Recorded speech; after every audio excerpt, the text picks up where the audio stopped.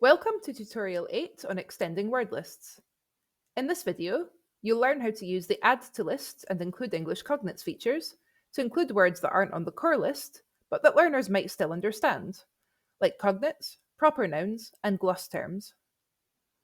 We'll also look at how to decide whether words like these are likely to support comprehension, or whether they might actually make it more difficult in some cases. I'm working with a German text from lingua.com today. But, as always, everything I'll demonstrate works with any kind of text, authentic or home-written.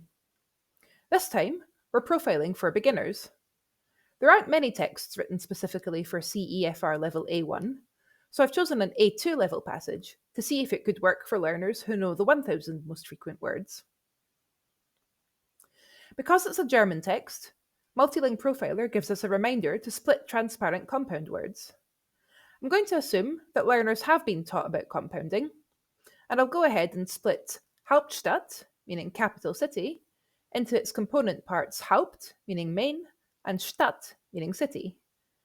That gives us coverage of 80%, which is a little low, but possibly manageable.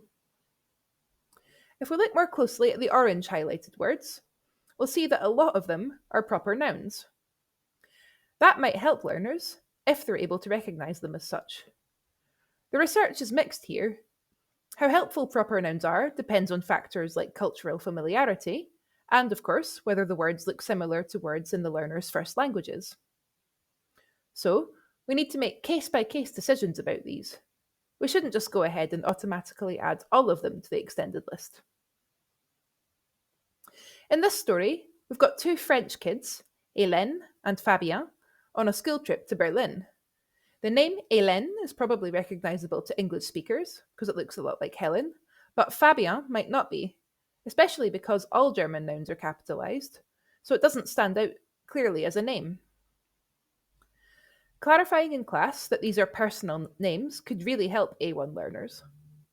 Once you've made that decision, you can use the Add to List button to include them in the profile. That opens the extended list, where you can add words or phrases that you want MultilingProfiler to treat as known to the core list. Now let's look at the place names. I'd say that most learners would be able to recognise Berlin and Paris, especially in writing, since the spelling is the same as in English. For listening, I'd be more cautious, as German pronunciation puts the stress on the second syllable, Berlin und Paris, which might confuse beginner learners with English L1. But for reading, the spelling is identical, so I think that should be fine. Then we've got Bonn, Bundesrepublik, and a few Berlin-specific locations like Bernauer Straße and the River Spree. Bonn looks familiar, so I'll go ahead and include that, but I think the others are probably a bit more obscure, unless learners know Berlin geography, so I'll leave those off for now. That boosts our coverage to about 87%. Let's now look closely at the remaining words to see whether English knowledge might help with these. Turning on the Includes Cognates with English feature highlights words that also exist in English in blue, based on spelling. It ignores accents, so for example, if I add a short sentence about the weather here, the German word bläst, from blasen to blow, gets matched with the English word blast. This feature is helpful in two ways.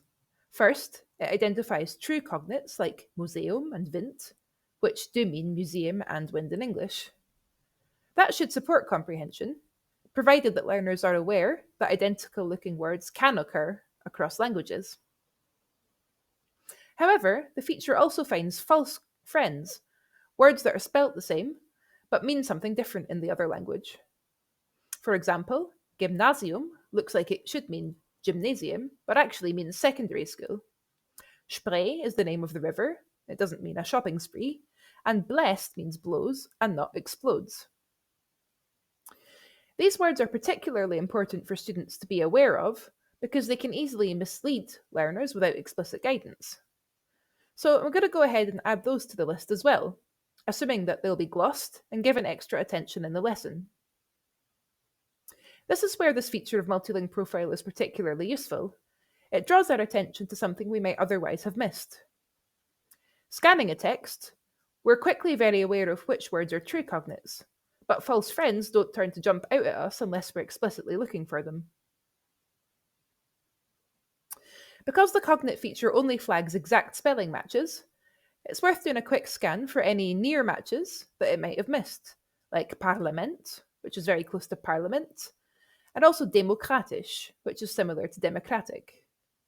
Those words are clearly connected to English words, and that they could be useful additions, depending, of course, on your learners' first languages and their background knowledge. Once we've made those tweaks, our coverage jumps to over 90%, suggesting that learners who know the 1,000 most frequent words and some English could get the gist of this. The remaining orange words are mostly cultural references: Bundesrepublik, the street name, Die Berliner Mauer, which is the Berlin Wall, and the Reichstag, which is the government building. This could make the text a really good fit for a cultural lesson on Berlin. You could either gloss those words or make them part of the learning focus. If you do use glosses, I'd suggest doing this in English at beginner level, though opinions on this do vary. If you scroll down to the individual word statistics table, you'll see that MultilingProfiler has been keeping track of where that coverage is coming from. 79.5% from the core 1,000 words, 9.6% from the words on the extended list, and 1% from the true cognates marked in blue. We'll return to these stats in tutorial 10.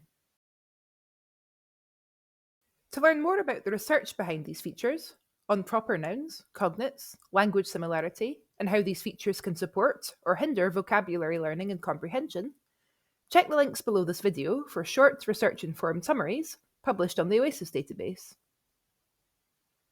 In the next tutorial, you'll learn how to use the custom list feature to create profiles using any kind of word list in any language you like.